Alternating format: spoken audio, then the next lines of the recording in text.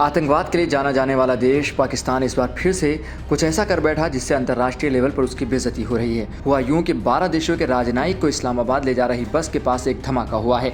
राजनयिकों को ले जा रही बस के पीछे भारी पुलिस फोर्स और आर्मी सुरक्षा के लिए तैनात थी, लेकिन तभी काफिले में शामिल एक बस में ब्लास्ट हो गया। जानकारी के मुताबिक सभी डिप्लोमेट सुरक्षित हैं।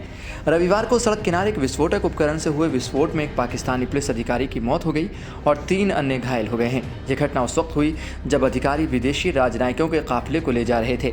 राजनयिक अफगानिस्तान की सीमा से लगे खैबर पख्तूनख्वा प्रांत के एक पर्यटक क्षेत्र की यात्रा कर रहे थे। यह क्षेत्र पाकिस्तानी तालिबान सहित आतंकवादी समूहों का गढ़ है। काफिला स्वात जिले के मलम जब्बा के पर्यटक स्थल और हिल स्टेशन से गुजर रहा था, तभी एक विस्फोटक उपकरण IID ने उस पर हमला कर दिया। स्वात जिले के पुलिस अधिकारी जाहिदुल्ला खान ने कहा, एक पुलिसकर्मी की मौत हो गई है जबकि 3 अन्य घायल हुए हैं। उन्होंने कहा कि राजनयिक पुलिस काफिले में यात्रा कर रहे थे और मुख्य पुलिस वाहन पर हमला हुआ। उन्होंने कहा कि कोई भी राजनयिक घायल नहीं हुआ है और अभी तक किसी भी समूह ने हमले की जिम्मेदारी नहीं ली है। काफिले में इंडोनेशिया, इथियोपिया, पुर्तगाल, कजाकिस्तान, बोस्निया और Herzegovina, Zimbabwe, Rwanda, Turkmenistan, Vietnam, Iran, रूस और तजाकिस्तान के राजनयिक थे। वे सभी सुरक्षित रूप से इस्लामाबाद लौट आए। राजनयिक स्थानीय वाणिज्य और उद्योग मंडल द्वारा पर्यटन, हस्तशिल्प और रत्नों को बढ़ावा देने के लिए आयोजित एक शिखर सम्मेलन में भाग लेने के लिए वहां गए थे। विदेश मंत्रालय के एक बयान में कहा गया है कि एक अग्रिम स्काउट पुलिस वाहन को एक IID ने टक्कर मार दी। मंत्रालय ने कहा, हमारी सहानुभूति पुलिसकर्मी के परिवारों के साथ है। हम अपने कानून प्रवर्तन अधिकारियों का सम्मान करते हैं जो आतंकवादियों के सामने अडिग रहते हैं। प्रधानमंत्री शहबाज शरीफ और राष्ट्रपति आसिफ अली जरदारी ने हमले की निंदा की और पुलिसकर्मी को श्रद्धांजलि दी। स्वात घाटी लंबे समय से इस्लामी उग्रवादी विद्रोह का गढ़ रही है।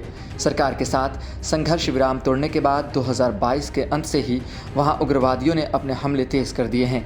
आंतरिक मंत्रालय के अनुसार 2003 में पाकिस्तान में आतंकवादी घटनाओं में 930 लोग मारे गए, जिनमें ज़्यादातर सुरक्षाकर्मी हैं, जबकि 2000 लोग घायल हुए हैं। इस्लामाबाद स्थित पाक इंस्टीट्यूट फॉर पीस स्टडीज़ की एक रिपोर्ट की माने तो अगस्त में आतंकवादियों द्वारा लगभग 2 दिनों तक किए गए हमलों में कम से कम 84 लोग मारे गए थे। फिलहाल पाकिस्तान में आतंकवादियों का हमला नहीं रुक रहा है।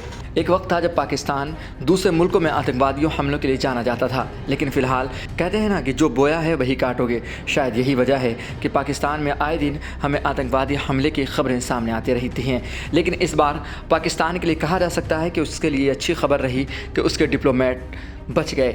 अगर उनको कुछ होता तो ज़रूरी था कि अंतर्राष्ट्रीय लेवल पर पाकिस्तान को जवाब देना मुश्किल हो जाता, लेकिन एक पुलिसकर्मी उनका जान से हाथ धो बैठा। लेकिन फ़िलहाल पाकिस्तान को ये सोचना पड़ेगा कि आखिर उसको इन आतंकवादियों से कैसे निपटा जाए, क्योंकि जो बो रहे हैं उसको काटना भी है। उनको काटना ना जाए उसके लिए ज़रूरी है कि एक अच्छा मजबूत कानून बनाया जाए। आप इस बारे में क्या सोचते हैं, हमें ज़रूर बताइएगा और ऐसे ही खबरों के लिए देखते रहें सहारा समय का समय डिजिटल।